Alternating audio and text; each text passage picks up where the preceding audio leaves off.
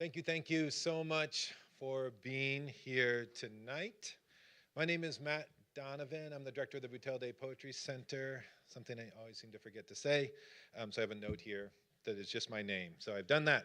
Um, so I am so excited to be hosting Sabrina Orah Mark here at Smith College. I can vividly remember my first encounter with a chapter from what would become her nonfiction collection, Happily.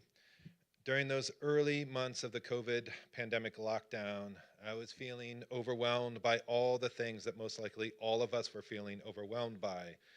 The people we knew and loved were sick, that it was impossible to buy things like toilet paper or flour or beans, and that it felt as if we might never see friends and family members ever again. And just when I needed it most, someone sent me Sabrina's beautiful, hilarious, profound, and unforgettable essay, Fuck the bread is over, which had just appeared in the Paris Review. That piece and all of the work in her book, Happily, what became that book, felt a little like an act of magic that could help haul us out of the darkness that we were in. I started waiting not so patiently each month for the next installment of her column to appear, and I've been addicted to her work ever since, recommending her essays for anyone who would listen. We are so, so glad you are here. If you don't yet own Happily, I have great news for you. First, the book and all of Sabrina's books are available for purchase back there in the atrium from our friends at Broadside Books. And secondly, the rampant beauty of this book, Happily, is obviously not contingent on the pandemic crisis in which several of them were written. And Sabrina's brilliant explorations of fairy tales will serve you equally well as a path, a rope, a torch, a wand, whatever it is, in this newly dark space that we find ourselves in today. So a few announcements before we get started. In a few minutes, I'll turn things over to my colleague, Jen Blackburn from the Boutelle-Day Poetry Center, who will be introducing Sabrina tonight. And then following Sabrina's reading, she'll be in conversation with the amazing Kelly Link, who we are wildly lucky to have with us here at Smith. And after their conversation, Sabrina will be signing books right over there where the purple tablecloth is. We are really proud to have the following co-sponsors for tonight's event: the Department of Religion, the Program in Jewish Studies, and the Department of English Language and Literature. If you're watching this event online, hello to you as well. And that is due to the work of Tom Kleitis. So thank you once again, Tom, for streaming tonight's event. My students, English 112 students, we're going to be posting the QR codes after the conversation with Kelly and Sabrina. There's no chance we're going to have a technical glitch this time. I know it. So they should work. The QR codes have little dinosaurs on them. It seems like a good luck and good sign of things. So if you can't find the QR code, please check in with Emma, and she'll be able to help you, and we will figure things out. Please just remember to silence your cell phones as well. I wanted to let you know, too, about two wonderful readings that we'll be hosting next week. So next Tuesday, March 4th at 7 o'clock, right here in Weinstein, the poet Kay Ivor will be here to read poems for us.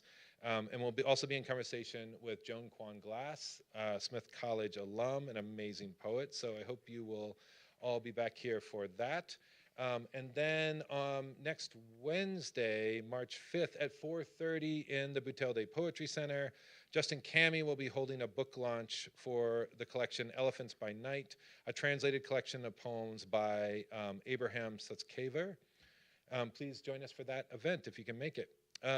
As always, too, if you want to pick up a postcard that has all our upcoming events, that is available in the back atrium, and you can also scan a QR code and get placed on our mailing list, and you won't miss another event.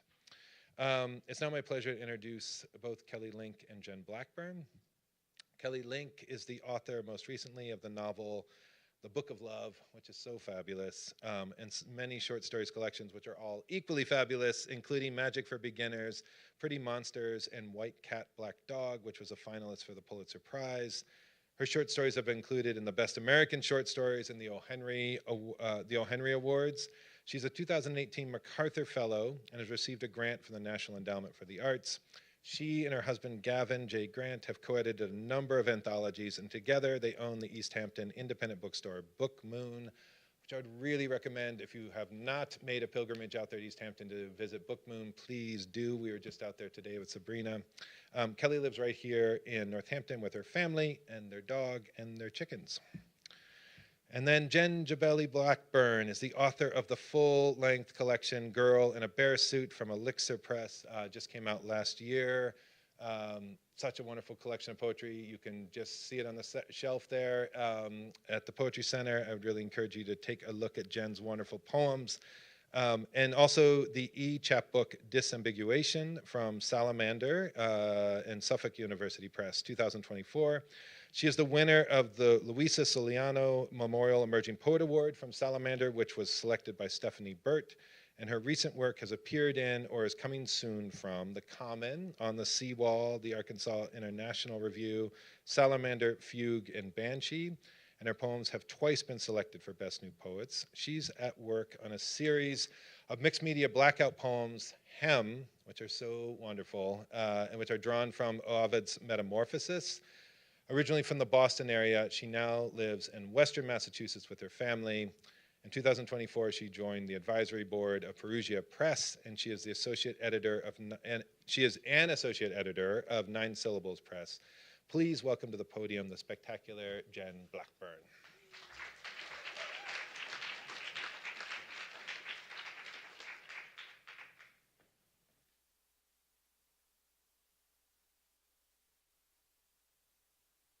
Okay, I'm not as tall. Thanks everyone for being here tonight. Get some of the official business out of the way. Sabrina Orah Mark is the author of the poetry collections, The Babies and Tsim Tsum. Wild Milk, her first book of fiction, was published by Dorothy, a publishing project. And her most recent collection, Happily, which began as we heard earlier, a monthly column on fairy tales and motherhood in the Paris Review, was published by Random House in 2023 and won a National Jewish Book Award. She has received fellowships from the Creative Capital Foundation, the National Endowment for the Arts, the Sustainable Arts Foundation, and the Fine Arts Work Center in Provincetown, Massachusetts.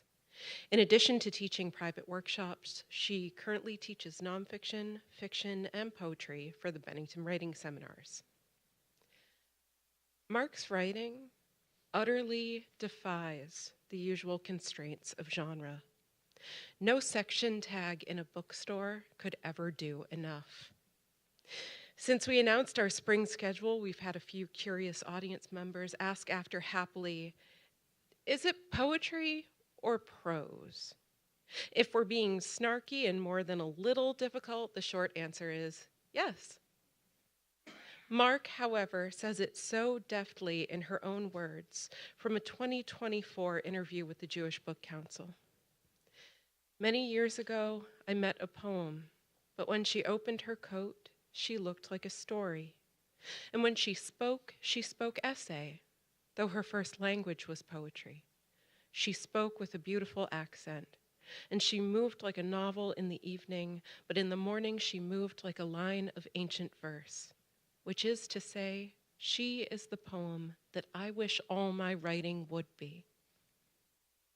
Happily is a series of deeply associative, resonant tales about community, memory, and safety.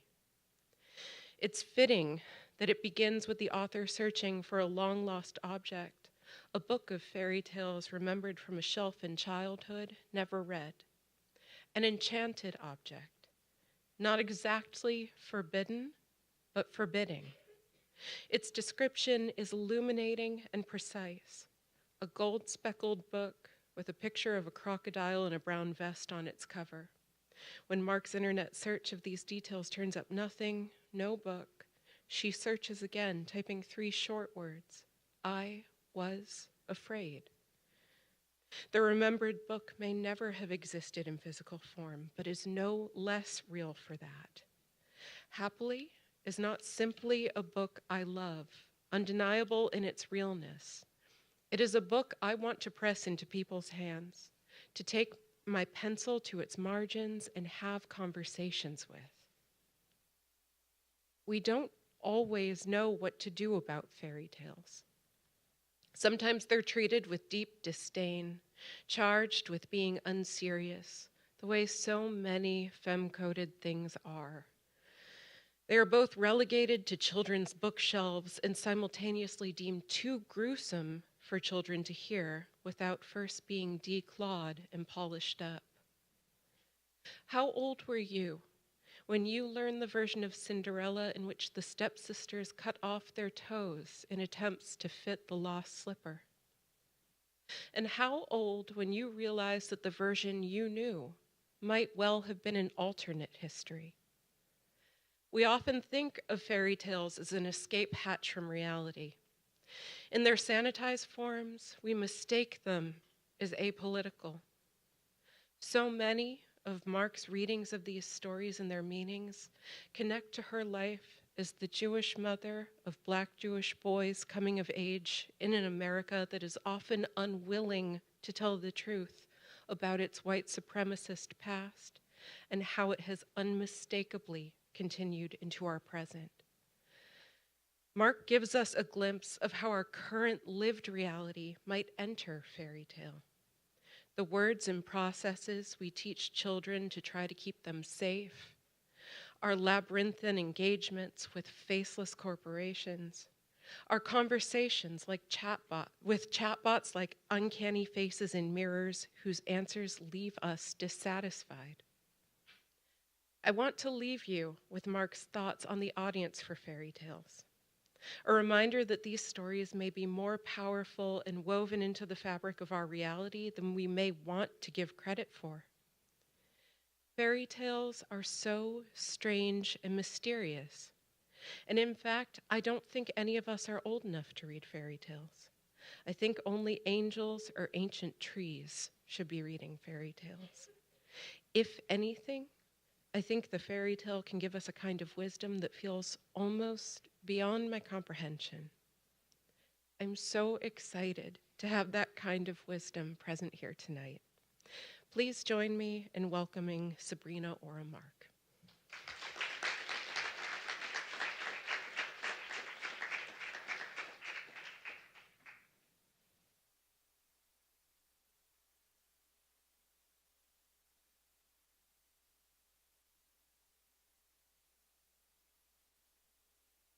That was so beautiful. Thank you. I was going to say I need to take, you're coming home with me, so you can explain me to myself, except I think I'm going to stay here. I'll just stay here. It's been such a wonderful visit. Thank you, Jen. Thank you, Matt, for really making me feel so incredibly welcome. Thank you to everyone at Smith College who's made this possible. And thank you, Kelly, for being here, being an endless inspiration.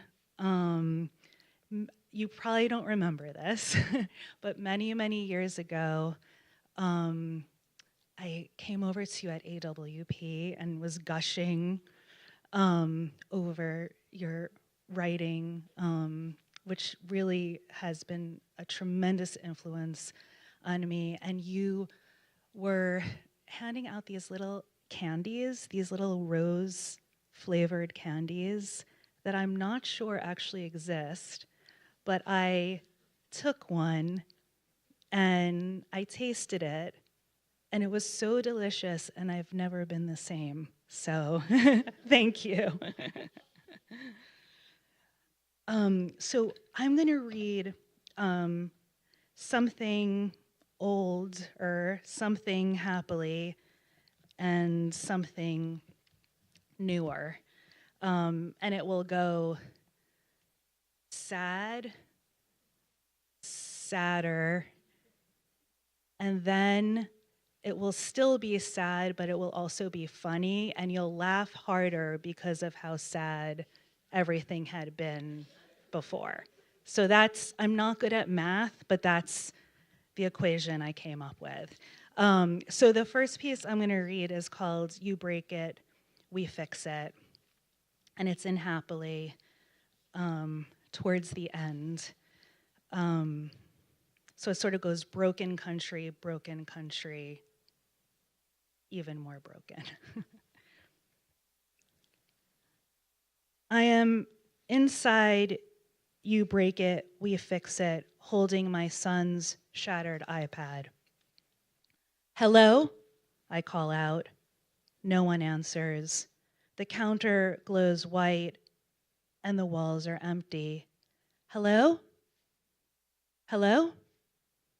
I wait a few minutes before calling out again. 1 minute, says a raspy voice from the back of the store. Hope swells in my chest. Here we comes. We will fix it. A man in rumpled clothes emerges. I put the shattered iPad on the counter. Don't put it there, we says. I quickly lift it off the counter. We sprays sanitizer on the spot I touched and wipes it dry with a paper towel. I hold up the broken screen so we can see it, and a little shard of glass drops to the floor with a plink. Yeah, no, we says. Yeah, no what? I ask. We says the soldering work required would cost more than a new iPad. We says it would take weeks, possibly months. To be sure, we asks me to read the serial number off the back of the iPad. I read the numbers and we silently types them into a computer. Yeah, we says, it isn't worth it. I just stand there. But if I break it, it says, we fix it. I point to the sign that is the name of the store. Even if we has to send it far, far away, even if it takes the handiwork of 100 mothers with long white beards and God inside their fingertips, we should fix it. We promised. Even if all we ever do is just try to fix it, we should try. But the man is gone. He has completely disappeared into the back of the store. The next week, I return to You Break It, We Fix It with a whole entire country. It's heavy, but I manage to carry it through the parking lot, leaving behind a trail of seeds and the crisp scent of democracy and something that smells like blood or dirt. Across it is a growing crack. A child too young to be alone is out in front holding a broken country too. Store's gone out of business, says the child. I shift the country to one arm and try to peer in, but it's shuttered and dark. Told you, says the child, out of business. I text my husband. You Break It, We Fix It is closed. I've come here for nothing again. When I look up, the whole parking lot is full of children holding countries. Is this You Break It, We Fix It? They ask. It once was, says the first child, but now it's closed. The children hold their countries closer like a doll or an animal. I want to drive them all home, but they're all holding countries and there are far too many of them. I'm sorry, I say too quietly for any of the children to hear. I don't ask them where their mothers are or how they got here or how they will get home. Instead, I walk quickly back to my car. A little shard of glass falls out of my country with a plink. I pick the shard up and hold it to the sunlight. A rainbow just for a second falls over the children. Plink, plink, plink. Shards of glass are falling out of the children's countries too. It sounds like an ice storm, but the sky is blue and the children are dry as bones. I don't want to stay to see what happens next. I drive away. I leave the children cradling their broken countries. I have no idea where any of them live or how to fix anything or what to do with this shard of glass. At a red light, I put the shard in the glove compartment and forget about it for days. In Exodus, The first set of 10 commandments broken by Moses is not buried but placed in the Aron HaKodesh, the Holy Ark, beside the new unbroken tablets, which the Jews carry through the wilderness for 40 years. I imagine the broken tablets leaning against the unbroken ones, telling them secrets only broken things know. I imagine the weight of the broken tablets and the heat and the thirst and the frustration. Why didn't we just leave the broken tablets behind? What good is all this carrying? To know your history is to carry all your pieces, whole and shattered, through the wilderness and feel their weight. Mama, say my sons 1,000 times a day, can you fix this? Hulk's head has fallen off, or the knees of a favorite pair of pants are torn, or the bike chain has snapped, or there is slime on Eli's favorite polar bear, or the switch is stuck, or the spring broke off, or Superman's cape is hanging by a thread, or what even is this? Oh, that, says Noah, it's where the batteries are supposed to go. But for what? I ask. Noah and I study it for a whole entire minute. I have zero idea, he says. What breaks most often in fairy tales are spells, and when a spell is broken, the world is restored. The beast turns back into a prince, the kingdom wakes up, and a girl's tears dissolve the shards of glass in a boy's cold heart. I look up the word spell. It means the letters that form a word in correct sequence, and it means a period of time, and it means a state of enchantment. All these things bind. But there is one last definition I catch at the bottom. Spell also means a splinter of wood.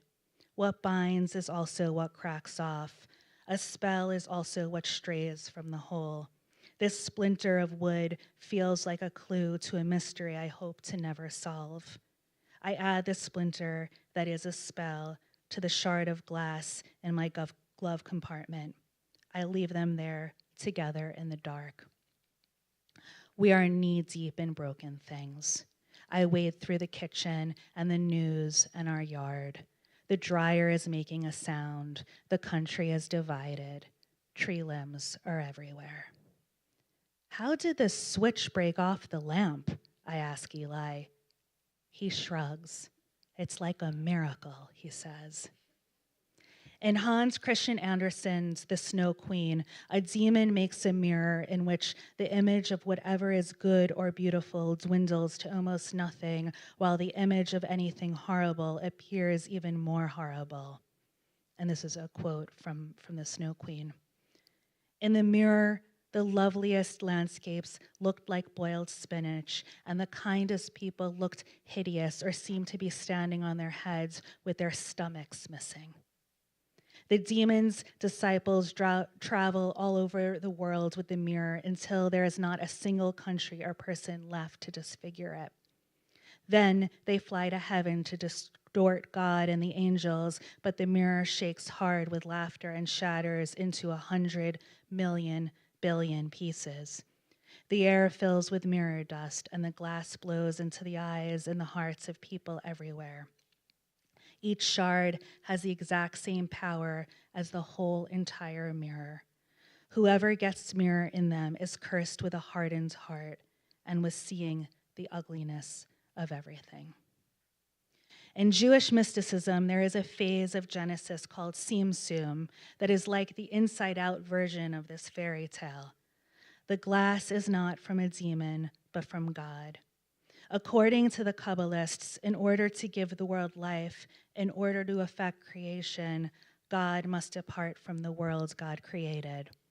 The Creator must always exile himself from the creation for the creation to breathe. God contracts to make space so that the world can exist.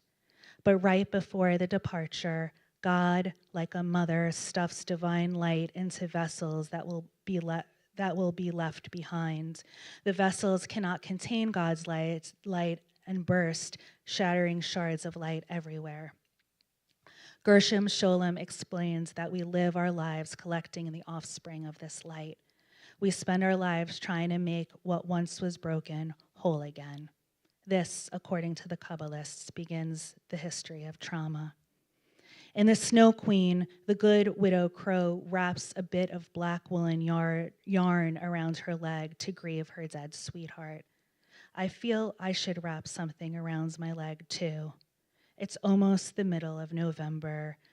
I grieve for the past 4 years. They were such sick and tired years, and so much fell to pieces. There is so much mirror dust in our eyes. Move on, texts my mother, up and out. I get up and go to my car. I open the glove compartment. The shard is in the shape of a country that seems vaguely familiar, and the splinter is long and sharp like a tongue.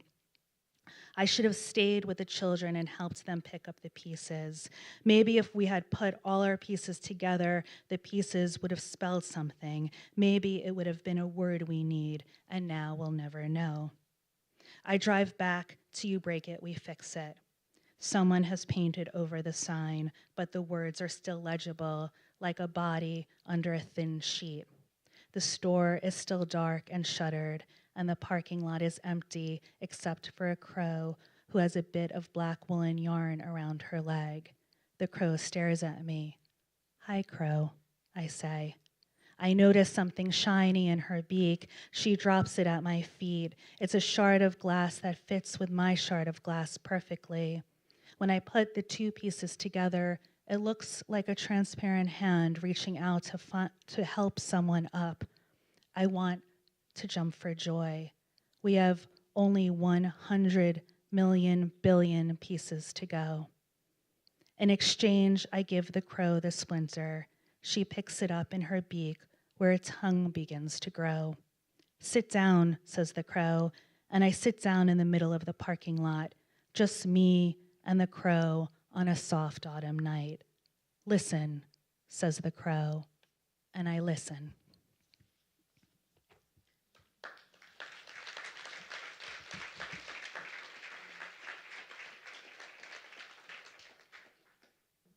So now I'm trying to, do you want funnier first and then sadder again, or you can handle more sad? Okay. It's gonna be worth it, I promise. Okay, so I had this idea. I'm gonna read this story. It's short, it's a small story. It's from Wild Milk, and it's called For the Safety of Our Country. I had this idea of all the presidents living together in one gigantic house and taking care of all of them. Today is a new batch. The presidents come from all over. Perishable presidents in thinning sweaters, presidents bent like moons, thirsty presidents, humming presidents, thick, winterish presidents, sick presidents, beautiful presidents, see-through presidents, watery presidents, presidents with faces blank as almonds, hollering presidents, sad presidents, sadder presidents, presidents skinny as twigs, presidents soft as bread. We're here, announces the bus driver, White House. The presidents stumble off the old yellow bus that was once long ago used for school children. We're lost? Asks one president, squinting in the sunlight. Not yet, says another. More like we're becoming lost. I'm the one in charge. I am small but quick, and I'm a hard worker. As they descend, I hand each president a sack lunch of chicken legs and oranges. I hand each president a small bottle of water. Nobody is lost, I assure them. See, I say, spreading my arms wide enough to hug them all. We're all right here. As they walk toward me, they leave behind, like uprooted trees, the barest trace of earth. None of the presidents smile. they go through the turnstiles. Entrance is free. I come from a long line of superstitious people. We spit 3 times, we keep salt in our pockets, we wear tiny hands against our chests, we throw no baby showers, we chew on thread, we break the glass, we knock on wood, we rarely smile for fear of bringing attention to a happiness we rarely feel for fear of someone out of nowhere taking our happiness away. And so I don't expect anything from the presidents. I barely expect them to stay alive. And this, for all of us, is a relief. This is why they put me in charge. Yesterday, I sent the last batch along their merry way. No one was whistling, least of all me. Like charred paper up a chimney, the old presidents were here, and then they were gone. The new presidents fan out on the grounds that are lush because of me. They shyly peel the meat away from the bone and eat. They chew stiffly. The grass on these greens is greener than most greens are green and wilder. Sometimes presidents get caught in the thicket, but I untangle them before they even know it. When they are done with lunch, I show the presidents around.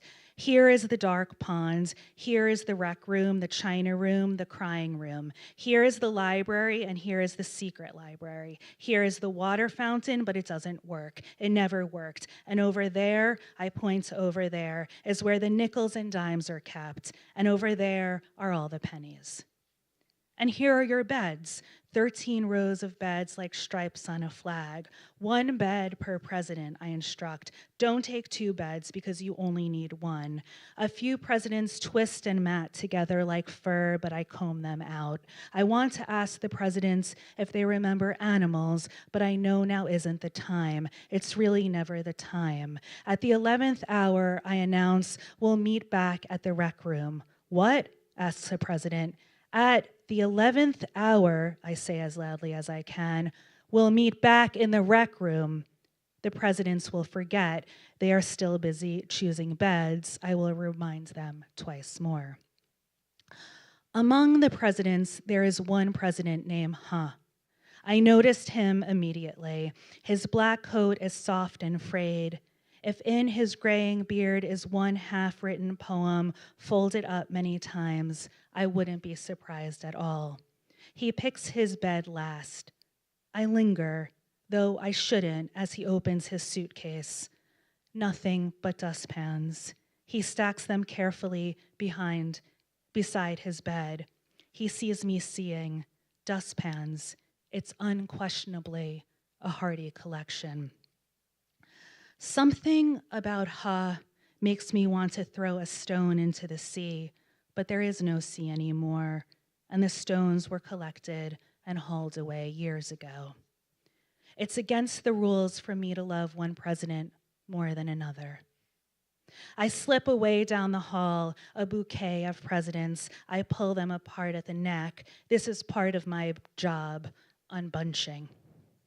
I spray Windex on our motto, "You are here for the safety of our country." I wipe it until it shines. I mop the floors with something scentless. I pick up everything the presidents drop: pencils, socks, candy wrappers, loose leaf paper, apple peels, toothbrushes, dollar bills, bars of soap, postage stamps, worry dolls, shoelaces, combs, buttons, receipts, nail clippers, sometimes even a tooth. Soon it will be the 11th hour. I go to my room to change into something more significant. The president named knocks on my door. What's this country's name again? I tell him the name. See, says it has no ring to it. He leads me to the window. Look, he says, all these people in their colorful t-shirts just staring at me all day. It's too much. I mean, I'm just a man. I look out the window. There's no one there. There hasn't been anyone there for years. He looks off into the distance. How do you spell woo-hoo? Some people, I say, use a dash, but I like it without. He reaches into his pocket and pulls out a wishbone. We crack it. He gets the larger piece, closes his eyes, and makes what looks like a wish. What did you wish? I ask. The terrain on Ha's face is silent still. I wished for nothing. I'm just a man, he says, and this is just a country. He looks back out the window, and those are just citizens. I look carefully through the glass. There is no one there. There's nothing to wish for, says Ha. He takes my hand and leads me back to his dustpans, and those are just dustpans. I look at the dustpans. It really is a hearty collection. I notice his breath, paltry, puny. Under his left eye appears to be a small patch of moss where a flower could grow, if only he believed in himself a little more. Ha and I stand beside his bed holding hands for a long time. It's impossible to tell one dustpan from another. At home, says Ha, I used to keep sheep, but the sheep got distraught. Of course they did, I say, patting his back. Sadly, he chuckles. He touches my thinning hair. I touch his beard, hoping to find something, but it's empty. Not even a dustpan, not even a small one. Ha goes back to his quarters, and I go back to mine. When I arrive at the 11th hour, the presidents are already drinking fruit punch out of small paper cups. Traces of pink mustaches float above their lips. The orange and blue and red and yellow and purple cray streamers suggest a celebration. A knot of presidents thickens behind me. I loosen them. I see Ha. He has the look of a man who left his only son 100 years ago on a windowsill. Frantic and defeated, I go to Ha. I have to fight a little through the streamers to get to him, but I get to him. Something happened, said Ha. His lips are dusty. Something is always happening, I say. The presidents like water swell around Ha.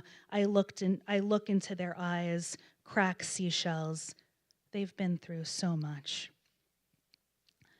You've been through so much, I say. The presidents nod. The presidents turn their pockets and out spill crushed flowers they've picked for no one. The presidents' heads are bent and they are making little gray sounds. Sometimes I look at the presidents and dream of another life. The presidents have done nothing wrong. Not really. Something happened, says Ha again. We've been briefed. The trees, says a president, have been shot. Which trees, I ask, though I know. The Aleppo trees, says a president. The Aleppo trees have been shot, says a president. What does Aleppo mean, asks a president. It means to give milk to travelers as they pass through the region, says a president. Oh, says a president. Milk, says a president. Tree, says a president. Region, says a president. Do we need Aleppo trees, asks a president. On that, we haven't yet been briefed. Have all the trees been shot, asks a president. Most of them, says a president. And what fruit do they bear, if they bear fruit at all, asks a president. Pear, says a president. But rarely, says a president. Rarer than rarely, says another. Never, says another. I let the presidents go on about the trees as I hand each president a white nightgown to change into before bed. What should we do about the trees, yawns a president. Maybe we should tell them to just surrender, suggests another. It's getting late, I whisper like a mother. A thin layer of mildew has begun to grow over the presidents' faces. I open a window. The presidents' white nightgowns quiver. It seems in the wind. But there is no wind anymore, so it cannot be the wind. The trees have been shot, says a president. For their timber, says a president. Some of the presidents, like scattered hail, have already curled into small white balls and fallen soundly asleep. The others drift silently into their beds, leaving behind a trail of pear seeds, seeds from the fruit the Aleppo trees will never bear. I sweep up the pear seeds, and the sound of my sweeping sounds like, for their timber, for their timber, for their timber. Ha hands me a dustpan. Into it, I sweep the seeds. There are so many seeds. Ha smiles. Between his teeth are seeds. His eyes are seeds. Caked in his fingernails are seeds. Tomorrow is another day, I say, although it isn't really. For the presidents, there is only ever really one day. Ha climbs over his stack of dustpans and tucks himself in.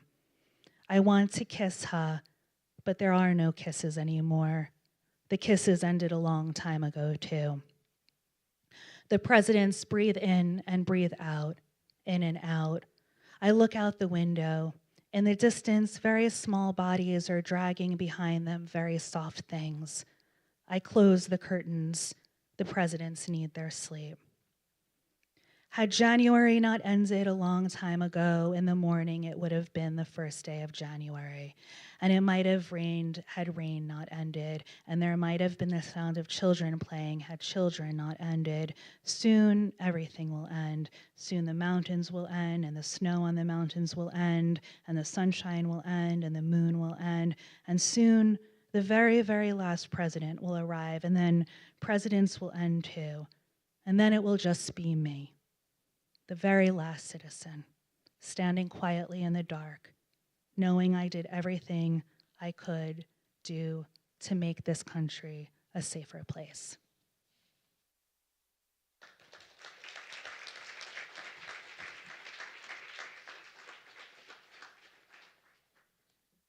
All right, and this is the last piece I'm gonna read. It's called Damages. And let's see. It is less sad, but I will start with a sad story, which is that in 2021, our house burned down. That's not the funny part, that's the sad part. But everybody was fine, everybody was safe, but we lost mostly everything. So this is, Damages. And thank you for listening. In October 2021, about 60 days before my house burned down, my husband found a tooth in his donut. I had bought a pumpkin donut for my son Noah and a chocolate donut for my husband at the Dunkin' Donuts. Only Noah, not his brother Eli, for a reason I cannot remember, was home from school that day. The tooth was a molar. "Look at this," said my husband. The tooth, spotted with chocolate or decay or both, looked like a crown for a tiny dethroned king. "No," I said. I took a step away. "Please tell me that is not a tooth." But it was a tooth. In the early afternoon sunlight, Noah, horrified too, quietly dug through his donut looking for a tooth, because if there is a tooth in your father's donut, chances rise emotionally that there's a tooth in yours too. What once was Noah's treat quickly became a pile of crumbs, a mound of bad rubble. "I've lost my appetite," said Noah. We all have. We have all lost our appetites, possibly forever. So what happens next? My husband goes to teach. I am writing down the facts as I remember them, though the crown that isn't a crown but a tooth has brought with it a tiny dethroned king. He is now here too. There is no way around it. He's just sitting here waiting for a name. I could ignore him. I could offer him a glass of milk. I could return his crown. I could say he looks nothing like my husband, though they do both have the same large brown eyes. How does a story get built? If not for the interlopers, the plot would lie flat in a world we know is round. The plot would just be a body waiting to be buried. The tiny dethroned king is staring at me. He wants a name. I have a weak spot for imaginary fallen men. See, now we're getting somewhere. By spending a little more time with a dethroned king who is a fiction born out of a simile, I am rummaging through my own complicated truth. "Look at this," said my husband. He had bitten into a donut, and where there should have been more donut, there was a tooth. Is this a sign of ruin to come? Is this stranger's tooth the first piece of rubble to clatter out of my house that will soon burn down? God, that's so gross, one of us said. It's the creepiest thing. Did Noah and I clutch each other and scream? I feel like we probably did. My husband left us to teach his dystopian science fiction class. I think that day they were discussing Do Androids Dream of Electric Sheep, which I have never read. Dear Duncan, I purchased 2 donuts from Dunkin' Donuts on Wednesday, October 6th, for my son and husband, a pumpkin donut and a chocolate donut. To our horror, when my husband bit into the chocolate donut, he discovered that there was a tooth inside. We are all completely ill from this experience. Needless today, we hope you will let me know immediately how this traumatizing experience can be remedied. We look forward to your prompt response. Attached is a photo. I attach a photo of the tooth on top of the paper Dunkin' Donuts bag beside the chocolate donut. I don't realize I wrote needless today instead of needless to say until after I hit send. I want my traumatized experience to be remedied.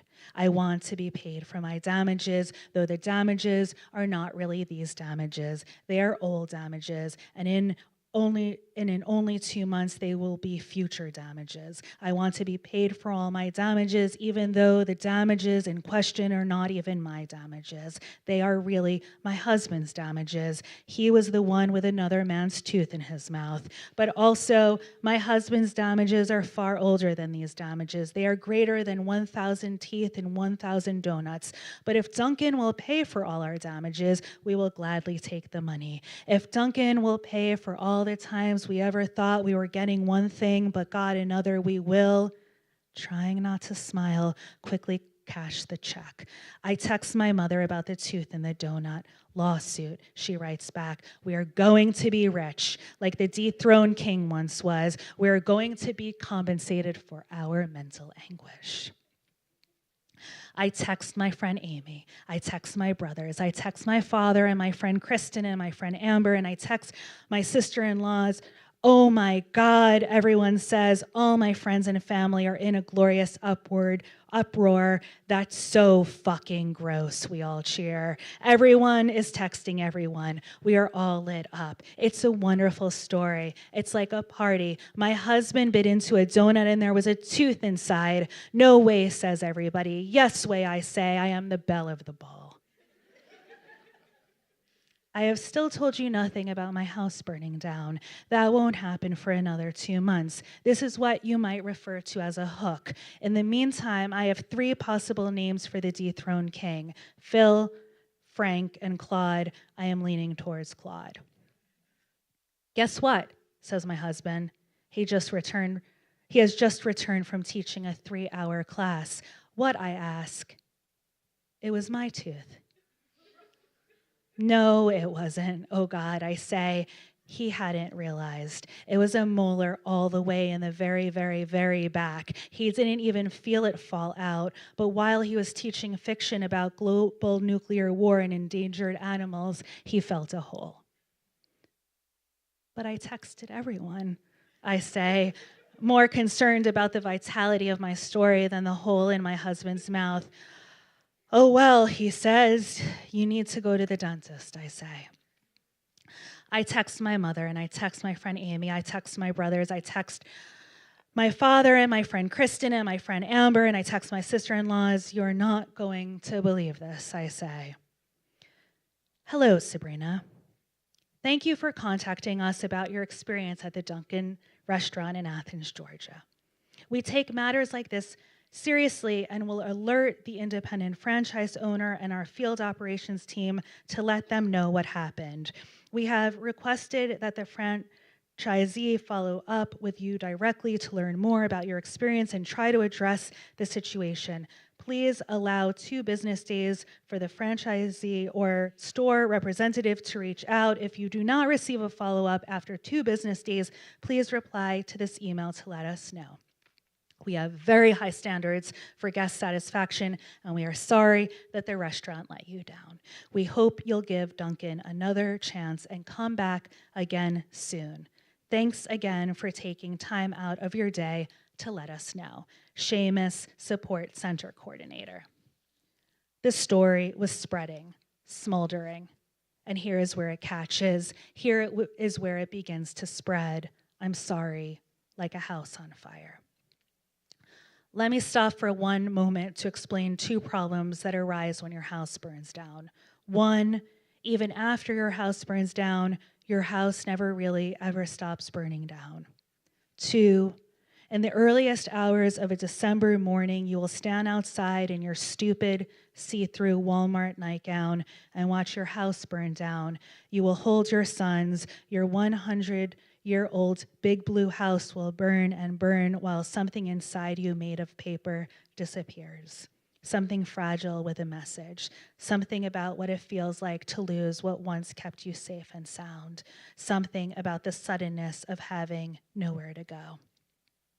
Your husband will still have a hole in his mouth, and you will want to crawl inside this hole with your sons where it's warm, but you won't be able to. Hello, Sabrina. Jacob here from Dunkin' Donuts in Athens, Georgia. I am reaching out to you about your recent visit to our location regarding the donuts. Please give me a ring when time permits to address it appropriately for you. I look forward to hearing from you. Thanks, Jacob. What a beautiful sentence. Please give me a ring when time permits to address it appropriately for you. My whole life, I've been waiting for this sentence. The first half is practically iambic. Please give me a ring when time permits. But do I tell Jacob? Should I ask him if he has the same large brown eyes as my husband and Claude?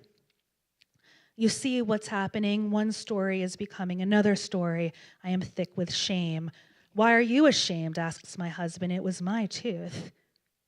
Hello, Jacob. I have identified the owner of the tooth we discovered in your donut and taken appropriate action. No further action on your part is required. Be well, Sabrina. Jacob writes back. Hi, Sabrina. Who does it belong to? Jacob capitalized the W and the H of who, which gave the who the slightest trace of a proper noun. As if Jacob already knows exactly who this who is, a man with large brown eyes who began as a reality but ended as a fiction, maybe like all of us. Don't we all begin as real but end up as a story? Or maybe Jacob thinks this who is me or you or the dead man who built our house 100 years ago. Or maybe just for a second, Jacob feels around his own mouth. Or maybe who is short for whole or a misspelled whole. The tooth belongs to the whole and the whole belongs to us. Here we come, Jacob. Not only did we find the owner of the tooth, we found the owner of all the holes. It's all of us. We'll be there soon. Do I write back to Jacob? I do not. I am hiding under the bed. Jacob wants to know who the tooth belongs to, except I do write back, but not in real life, but here. Listen, Jacob, life is complicated. Sometimes recognizing the teeth far back in our mouths feels impossible. What belongs to us feels like an interloper. What we believe is a stranger's sometimes has existed in us all along. Jacob has my full name, and I have Jacob's. He could easily come and knock on my door. I am listed. Who does it belong to? At first, he'd be friendly, but then when I refused to say who the tooth belonged to, he might get a little red. He might, as they say, get a little hot under the collar. Is this some sort of practical joke, ma'am? Because I'm not interested in practical jokes. It is even possible Claude has come with him, though I expect Claude is waiting in the car. I would wave at Claude like I would pointed at an old friend. Hi, Claude, beautiful brown-eyed Claude. Jacob, he might call, sweetheart, come back here. You're upsetting that old lady. In this story, I am very old. In this story, I am 100 years old as my burnt down house. Listen, Jacob, we just wanted something sweet. And we thought the sweetness you sold us was tainted with another man's pain. But it was our pain, Jacob. It was ours. There are these stories way back in our mouths we didn't even know belonged to us. 60 days after my house burned down, my husband found a tooth in his donut. I even had notes toward this tooth in the donut story that were all turned into ash on my desk. But if you rearrange all the ash, like I am doing here, the ash spells out pieces of this story instead. My house burning down is a tooth in my whole family's mouth we never thought would belong to us. But there it is, the first crack, the first tiny crackle. Something catches, something falls out of us. Who do you belong to? We ask the tooth. And the tooth says, I belong to you. I have been here for the whole entire time. You just didn't know it. And now you know. And now everything has changed. Thank you.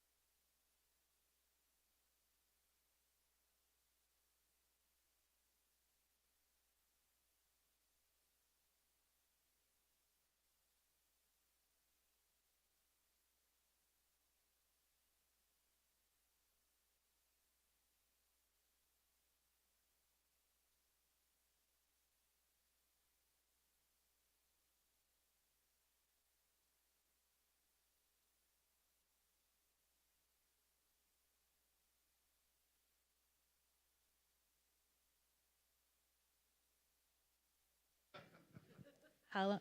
20 minutes in silence? Yes. All right. And y'all should feel free to come do things on the stage. So I have a memory that I don't think I've told you that I'm not entirely sure is an accurate memory, that I met you years and years ago in Athens. I did. Yes. Okay. Yeah. So were you teaching there? What was the? I think I did my doctorate there. Yeah, okay. And then I taught there for a while. Right. But I don't, it was, and I ran a reading series and brought you out. I just was like, I only want Kelly Link. 100 times. I said it 100 times.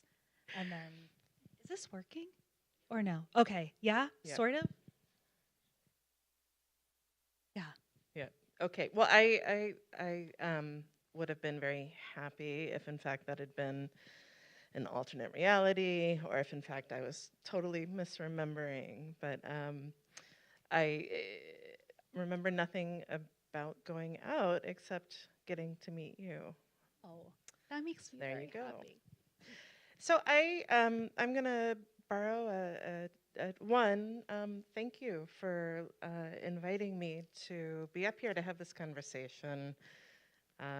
Like Matt, your essays in the Paris Review or on the Paris Review were something that I really looked forward to over the period of lockdown. I think there were two projects that I really was just happy that somebody was engaged in. One were these essays, and the other were the daily drawings that Edward Carey did. Oh my God, Um, those so good. which were fabulous. And I felt in some ways that those two things were very much in conversation with each other, because he drew on novels, on stories, on literary figures, on fairy tales. But anyway, I know that I've said this before, but thank you for these essays. Tell a quick Yes, Edward absolutely. Carey story. Yes. So the writer and artist Edward Carey, if you don't know his work, just leave now and go. He's wonderful, and he was doing these daily. It was a daily drawings. It was daily. It started off where it was just going to be like, however long lockdown was going to last, he would do a daily drawing, and I don't think he realized it would last as long. So how many did he end up having? So many, so many. hundreds and hundreds. But one of them was Borges, and Borges is one of my, favorite writers on earth, and he ended up selling a bunch of the drawings, and for, I think, a birthday present, my husband bought me the Borges, and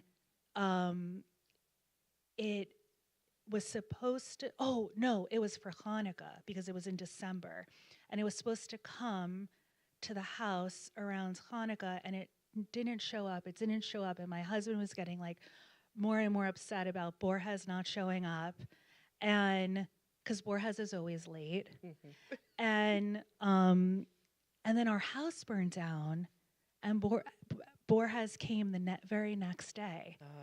And so it would have been on my desk, but he was late, so he survived. And now it's over my desk now. So that's my Edward Carey Borges story. That's incredible. Yeah. And if you don't mind me asking, you lived in a blue house. What color is your house now? Green. Yeah. Okay. Yeah.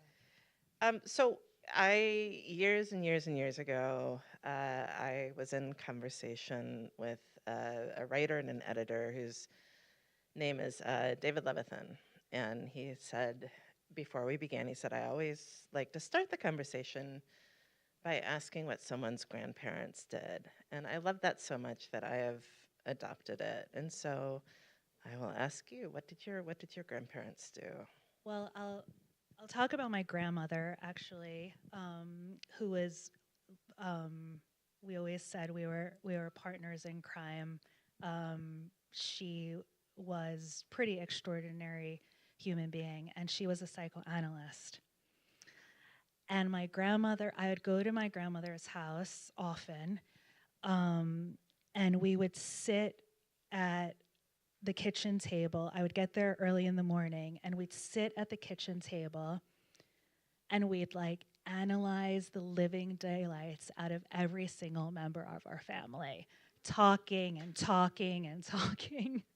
I talked to her more than I ever talked to anybody in my whole life. And I remember like it would, the sun would like pour into the kitchen, and we would just be talking and talking and talking. And whenever she'd get like really into like the essence of someone, she would kind of like squint one of her eyes. And I always like imagine that as just this like portal.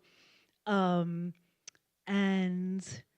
she, and then like the sun would set and we'd still be talking, and I'd always take the Long Island Railroad home, but I'd always miss the train because we'd be talking so much. And then, I'd miss the 6 o'clock train, and then the 7 o'clock train, and the 8, and I'd, kind of stumble in at midnight after, I missed the talk. I talked to her, I think she died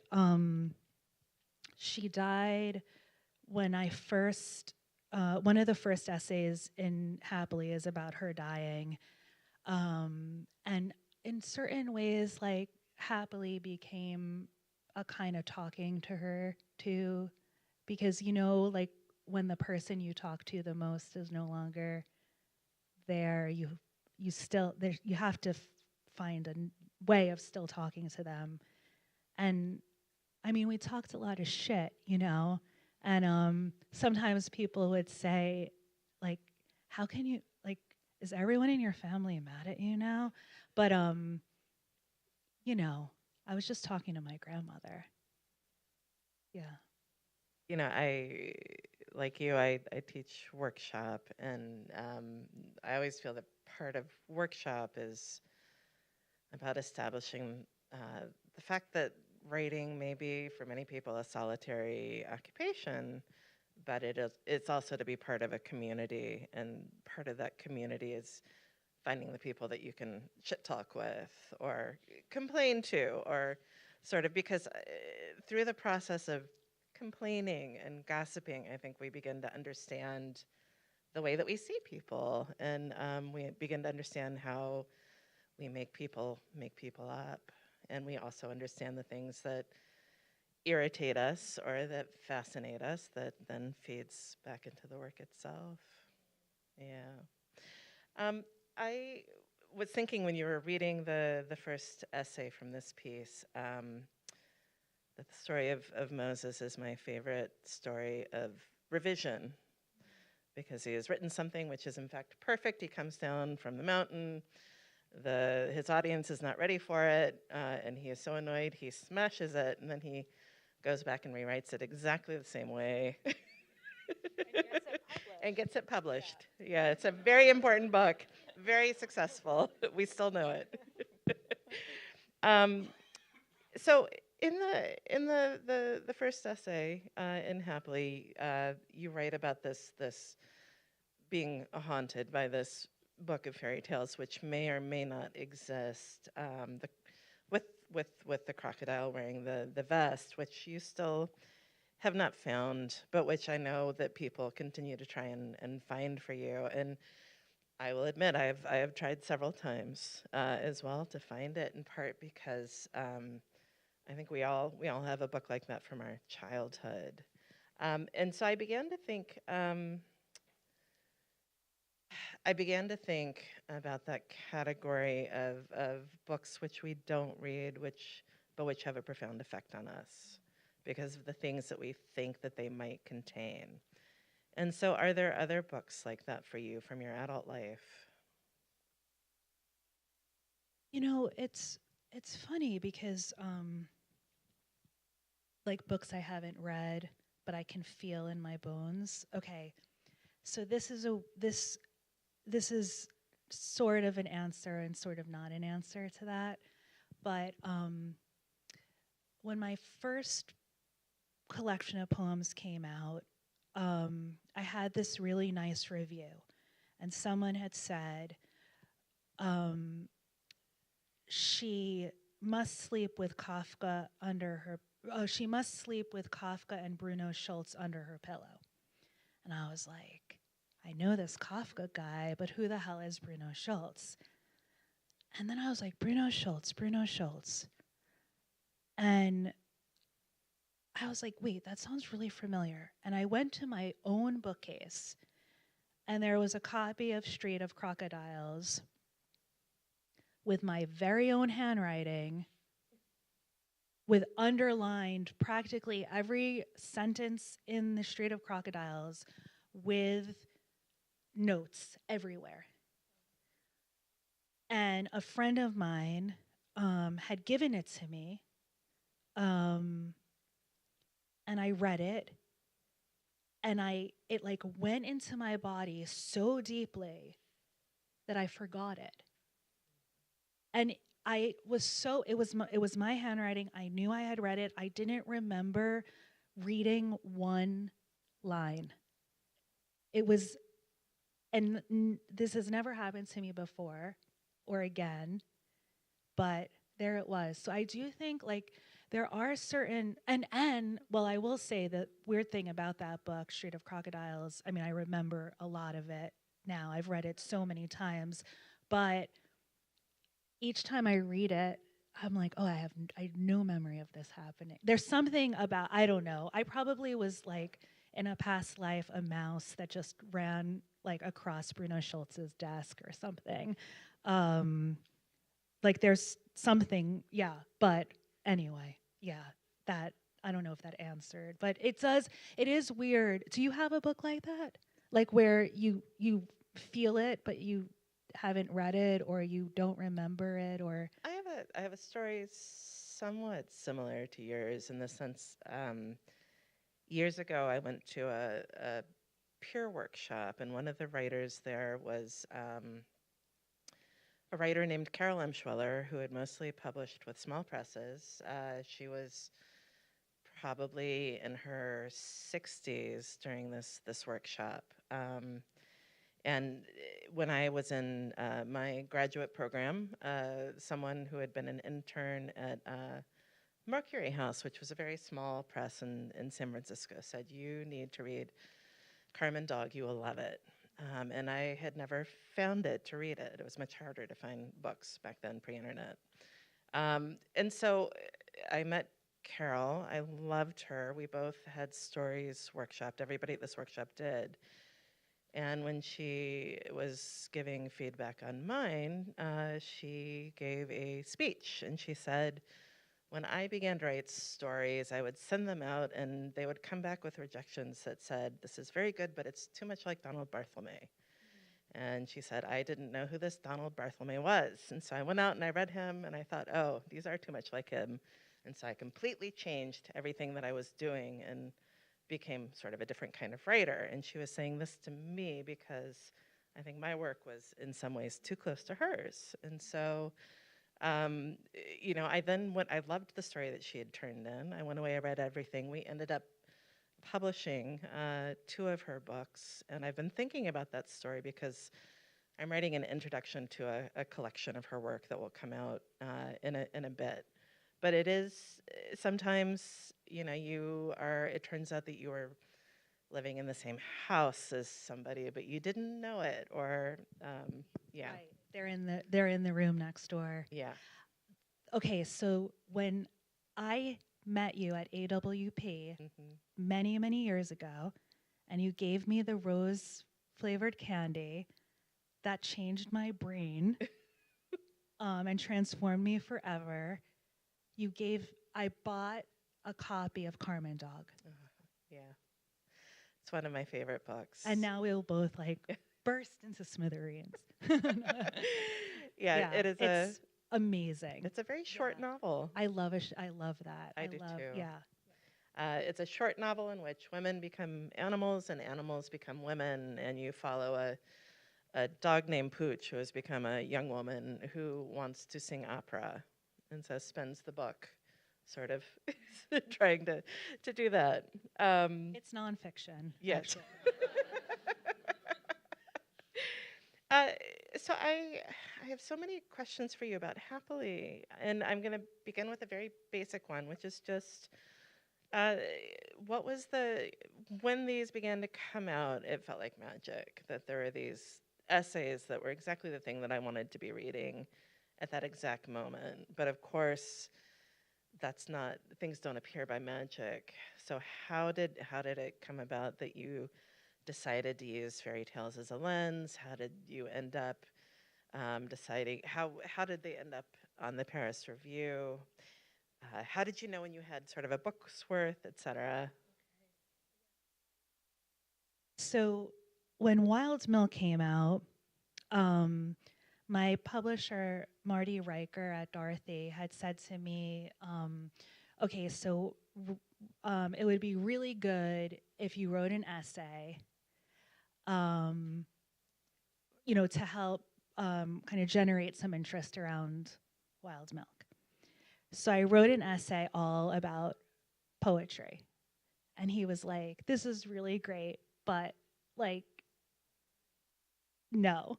Like, you need to write I'm not gonna help you publish this." I mean, not so mean like that, but so I had been in Israel, and I had been to Yad Vashem, the Holocaust Museum there, and the reason I went to the Yad Vashem was because Bruno Schultz, here he is again, had these fairy tale frescoes that were on display at Yad Vashem, and I wanted to see these frescoes. The story of these frescoes is that, and it's in one of the essays in Happily, but the story of the frescoes was basically Bruno Schultz, who was a Polish-Jewish writer who was killed during the Holocaust, writing these fairy tales, writing these stories, had been kind of taken as like a quote unquote favorite Jew of this SS officer. And the reason, and he kind of kept him as almost like a kind of pet. And the reason why this SS officer took a liking to him was because he was an artist, and Bruno Schultz would paint these fairy tale images on his son's bedroom walls. And so Bruno Schultz would go and paint the kids' walls, and he'd sometimes add his own face into, there were horses and princesses and these, little little men, fairy tale men. And Bruno Schultz was killed, and fast forward however many years later, and these two filmmakers want to go find Bruno Schultz's frescoes. And they go to they find the SS officer's house, they go to the house, they knock on the door, this old woman appears at the door, she's out of a fairy tale, she's old, she's living in misery and poverty, she has these big glasses, she can barely see, she looks up, she lets them in, they come in, and they're only there for maybe what seems like 10 minutes. There's this great documentary about this called Finding Pictures, and they're maybe in this house for 10 minutes or so, and the camera pans up and you see the fairy tales coming out from behind the whitewash. You can just see the discovery happen as it's happening. It's extraordinary. And I was like, that's what I want to do. I want that moment. I want to get to that moment in my writing, that moment where the past and the present just collide. And so I wrote an essay about that. So we had fairy tales, we had the idea of the Carlo Levi idea of the future has an ancient heart feel, and so not just Spiegelman, who was the editor at the time of the Paris Review, the online part of it, the daily, took the essay, and then she said to me, I love this, do you want to do a column? And I was like, and first she said weekly. And I'm like, I can't write it takes me a year to write an essay. What weekly? So she said, or we could do monthly. And I thought, I can't write an essay in a month. That's not, but I loved working with her so much. And she's just we spoke the same language, just immediately. And I was like, yes. And then I panicked. And that was sort of how I do very well under with shame and terror. So every month I would panic, and I would text my friend Amy, poor Amy, I tortured her, and I would be like, I can't do this, I can't do this, I can't do this. And I would start taking notes, and it would be something would happen, something would just happen, whatever the thing was. It could be something really small, like my kid's iPad breaking, and that was during the pandemic, and not being able to fix it, and going to a place called You Break It, We Fix It, and being told they don't fix it. Or it was my grandmother dying, or it was like, or my sister was diagnosed, my sister's okay now, but was diagnosed with cancer like right in the middle of the pandemic. Like these things would or like I would get into a conversation with my kid's teacher about the fact that like he wasn't listening in class and he was spending all day like making little tiny wooden figures that he called ghost people, and I would be angry all day because I hated the teacher. So like it would be little things or gigantic things, and it would just be something like kind of tugging at me somewhere. And then what I would do is I would find a fairy. There's a fairy tale for everything. That's the good news. There's a fairy tale for everything. And so whatever it was, I'd find a fairy tale to accompany me on writing out the thing that was kind of pulling at me. And there had been over the years a lot of things that I had trouble writing about, like, you know, a very bad relationship in college, or, you know, being a stepmother, like things that were hard, you know, and but there was always a fairy tale that was much where everything kind of went awry, much more bad, like in ways that were much more terrifying than what I had ever gone through. So I would kind of like hold on to the fairy tale for dear life, and away we'd go. Like if I'm a shitty stepmother, there's like way shittier stepmothers in fairy tales, you know? So I just held on to the evil stepmother. And then it gave me courage, you know, to write things that were hard to write about. Yeah. I do more and more feel that fairy tales are a lens through which I understand things about life. Our kid was born very prematurely, and so a lot of the ways I had of understanding, or not understanding, but emotionally understanding what was happening came from fairy tales, because they were so little. You know, they were a pound and a half. And so I thought of Thumbelina, and I thought of other fairy tales about very small children.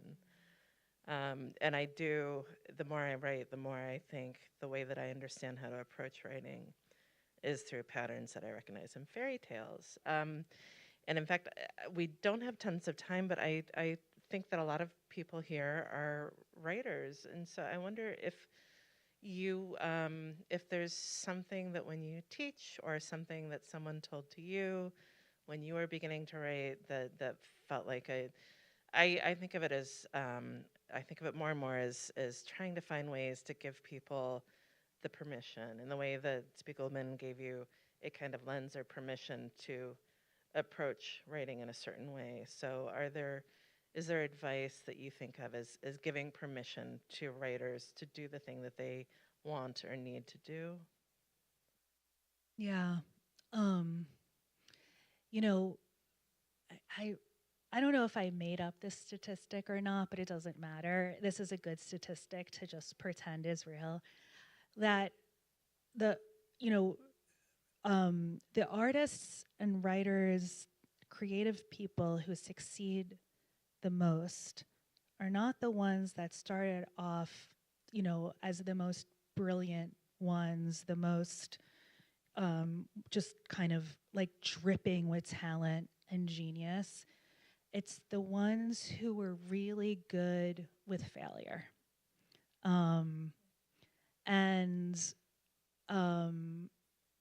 There's, even within like a sentence, even within a line, like, you know how there's that moment like in a line or a story where it feels like there's a kind of dead end, and like you can't, or like everything's sort of pushing you back and telling you no, just like climb over it, or like go under it, or find some way around it. And I think like slowing down is really good. Like everything that we're taught just through the day is to speed up, right? Is to get things done quickly and like where is your product? What have you done? Like what, like show something, like show me what you've made. And I think that it's in the slowing down and it's in the getting lost and it's in the wandering and it's in the asking questions and it's in that kind of not knowing space that where I find like all the good stuff is. You know, it's like, when I teach, I always say like, when you look at a piece of writing, you're not bringing like a sick body onto an operating table to like look to see like, you know, where is it diseased, or like where is it, you know, like how do you fix like the broken bone or whatever, if it's actually like through the broken bone or like inside like the weird flawed places that I find all the good stuff. So yeah, that was sort of like a lot of different things all at once, but yeah. That seems enormously helpful. Just the understanding that you have to sit with something that is not good or something that is bad for long enough that you can begin to see the ways in which there are interesting questions around the thing that is broken or not working. So you're not fixing, you're using the badness to do something different. Yeah. And I am a little worried that we are right at time, I think. So yeah. Thank you so much. Thank you all so much.